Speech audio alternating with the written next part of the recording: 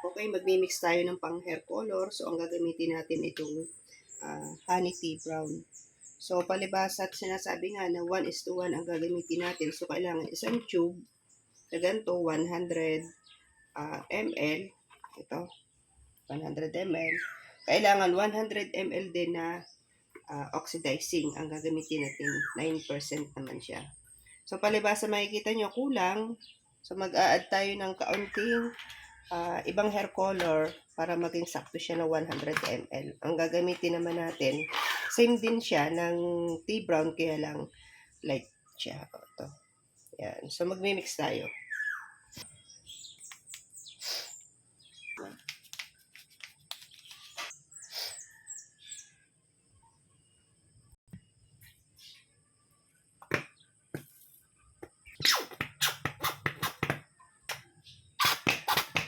Tapos, haluin natin. Hanggang sa ma-blend talaga yung hair color sa kayo oxidizing. So, ganito ang gagawin natin. Imimix lang natin mabuti.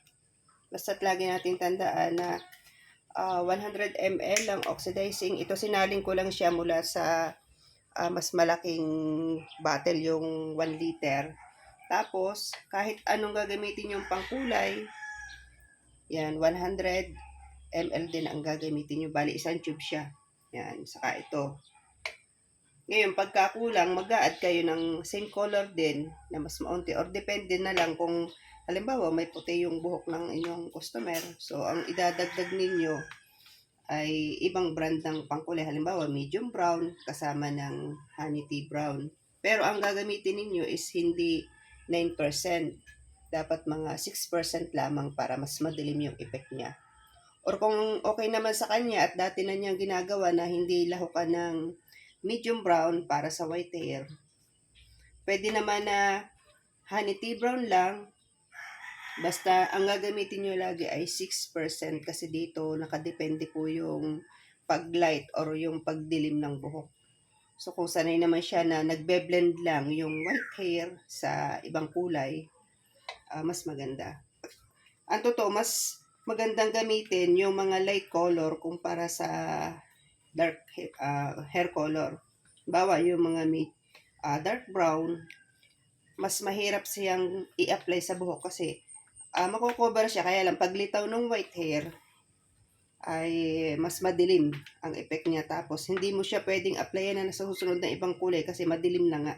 Mas maganda talaga light brown or kaya mas pataas pa. Basta ang gagamitin nyo 6 lamang, 6% para mas madilim yung effect ng kulay.